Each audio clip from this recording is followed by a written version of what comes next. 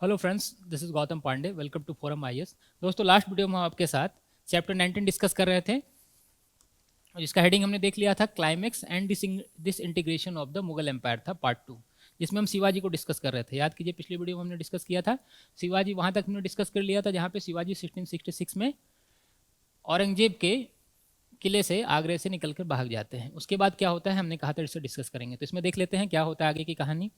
देखिए, 1666 में जब शिवाजी औरंगजेब के चंगुल से भागते हैं, निकलते हैं, उसके बाद वो कुछ समय तक थोड़ा शांत रहते हैं, 2-3 साल अपने आप को फिर से इमर्ज करते हैं, थोड़ा स्ट्रांग बनाते हैं, और 1670 में आकर वो जो सूरत था उस पर फिर से दोबारा से कब्जा कर लेते हैं, कब्जा अटैक करके फिर से कब्जा कर लेते हैं, जो पहले भी एक बार कर चुके थे वो।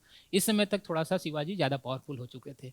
तो हम देखेंगे उसके बाद जो नेक्स्ट 4 ईयर 74 तक का टाइम था, 1674 तक का टाइम, जितने भी एरिया थे, जितने भी किले थे जो उनके हाथ से बाहर निकल गए थे। याद कीजिए, जो हमने पुरंदर की संधि देखी थी, जो ट्रीटी ऑफ पुरंदर था, उसके टाइम बहुत सारे किले जो थे, फोर्ट थे, उनसे ले लिया गया था। अब उन सारे किलों को फिर से अपने अंडर करते हैं, साथ ही साथ जो पुरंदर का जो फोर्ट था उसे भी, और ख़ास करके जो बरार और खानदेश वाला एरिया था, उन सारे एरिया पर ज़्यादा फोकस करते हैं और सबको अपने अंडर कर लेते हैं।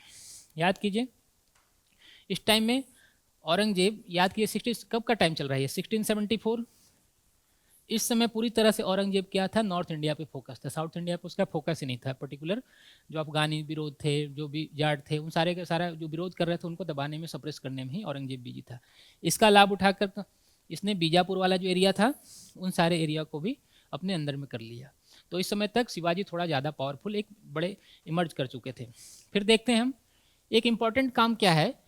1674 में शिवाजी रायगढ़ में अपने आप को कोरोनेशन करवाते हैं अपना, और अपने आप को बड़ा रूलर दिखाने की कोशिश करते हैं। कोरोनेशन से देखिए क्या क्या इन्हें प्रॉफिट होता है, इन्हें क्या क्या लाभ होगा, उसे देखते हैं। सबसे इंपॉर्टेंट क्या क्या होता है कि जो सोशल पोजीशन थी शिवाजी की, अब वो थोड़ा स्ट्रेंथन होती है। अब शिवाजी अपने आप को मराठा जितने भी थे उनका सबसे बड़ा चीफ रूलर बता रहे थे, और मराठाओं का जो अगर कोई एक रूलर होगा तो वो कौन होगा, शिवाजी। इसी से इन्होंने कोशिश की अपने आप को कोरोनेशन करवा के रायगढ़ में। यहाँ पर एक इम्पॉर्टेंट पॉइंट ये है कि जो एक पृष्ठ था गंगा भट्ट, जब इनका कोरोनेशन हो रहा था उस समय गंगा भट्ट इन्हें हाई क्लास क्षत्रिय कहता है, उच्च श्रेणी का राजपूत कहता है कि बहुत ही उच्च श्रेणी के राजपूत हैं, क्षत्रिय हैं। क्यों, इसके पीछे आप समझ सकते हैं रीजन क्या होगा। रीजन यही था कि जो सोशल पोजीशन था इनका, ये थोड़ा सबसे ऊंचा दिखाने की कोशिश थी। इसलिए इन्होंने मराठाओं के जो बड़ी लॉयल फैमिली थी, रॉयल फैमिली, उनमें इसमें इन्होंने शादी भी की, मैरिटमोनियल रिलेशन भी बनाए, और अपने आप को मराठाओं का पूरा रूलर दिखाने की कोशिश की। आगे देखते हैं क्या होता है। देखिए 1676 तक अभी भी औरंगजेब साउथ इंडिया में फोकस नहीं कर रहा है, पूरा का पूरा अपने आप को उधर फोकस किए हुए नॉर्थ इंडिया में। इस समय इन्होंने जो कर्नाटका था, बीजापुर, इस पे एक अभियान चलाया, और ये अभियान बहुत ही बड़ा अभियान था। इसी समय शिवाजी सुपर पावर उस समय के जो साउथ इंडिया के थे मराठाओं को बढ़कर निकल गए, और यहाँ पर इन्होंने अपने आप को एक टाइटल से एज्यूम किया।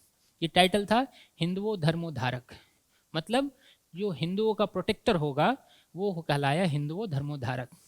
यहाँ पर इन्होंने कोशिश की रीजनल रिलीजियन वाला कार्ड जो है, रीजन तो पर्टिकुलर एरिया कब्जा कर रहे थे, बट ये रिलीजन कार्ड भी खेलना स्टार्ट करने। क्यों, समझ सकते हैं, क्योंकि औरंगजेब ऑलरेडी नॉर्थ इंडिया में रिलीजन वाला कार्ड खेल रहा था, ऑर्थोडॉक्स वाला पूरे का पूरा शरीयत कानून फॉलो करना चाह रहा था।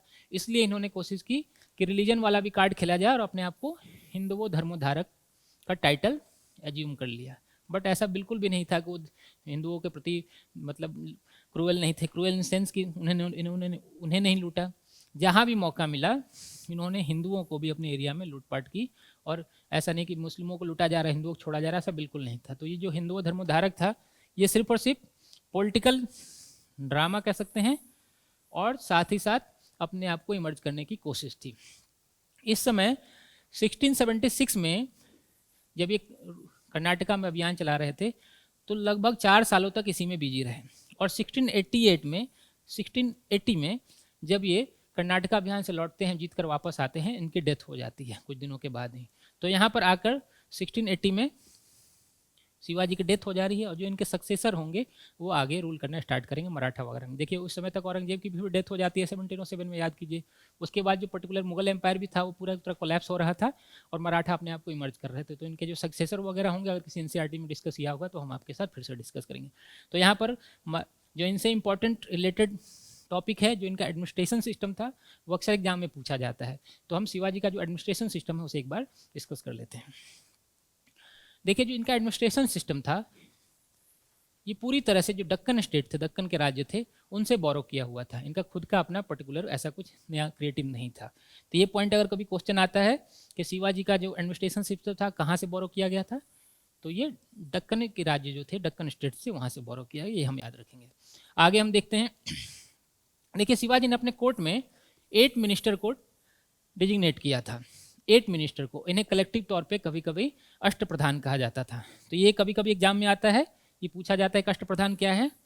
तो हम कलेक्टिव जो 8 मिनिस्टर थे इनके रीजन में, इनके कोर्ट में, उन्हें ही अष्टप्रधान कहा जाता था, ये याद रखेंगे।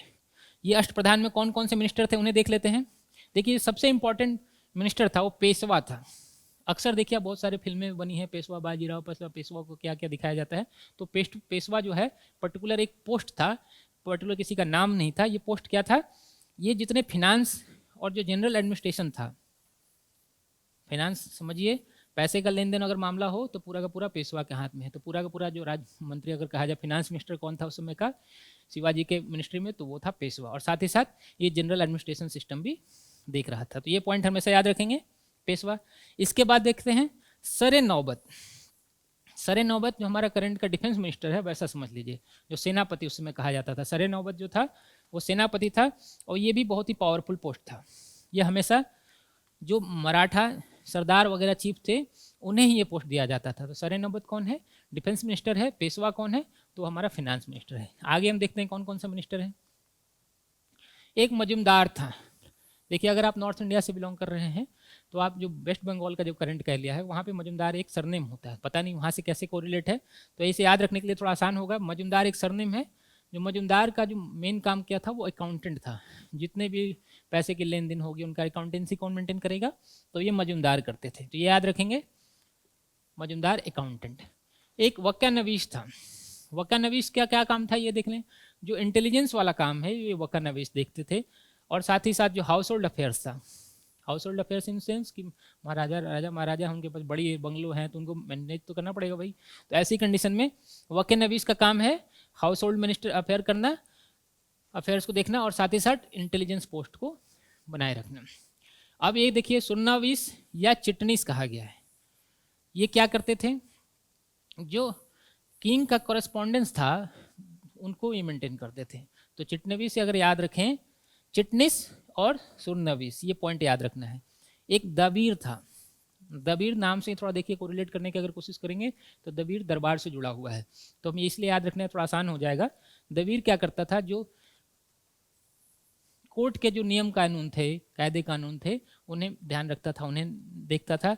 और साथ ही साथ जो किंग थे उनका जो फॉरेन पावर था, जो डील कोई विदेशी नेताओं किसी से बात करना, उस समय तो विदेशी मतलब क्या, बगल वाले राजा, तो उनसे अगर कोई बातचीत करनी है तो इन सब चीज़ों को कौन देखता था, दबीर देखता था।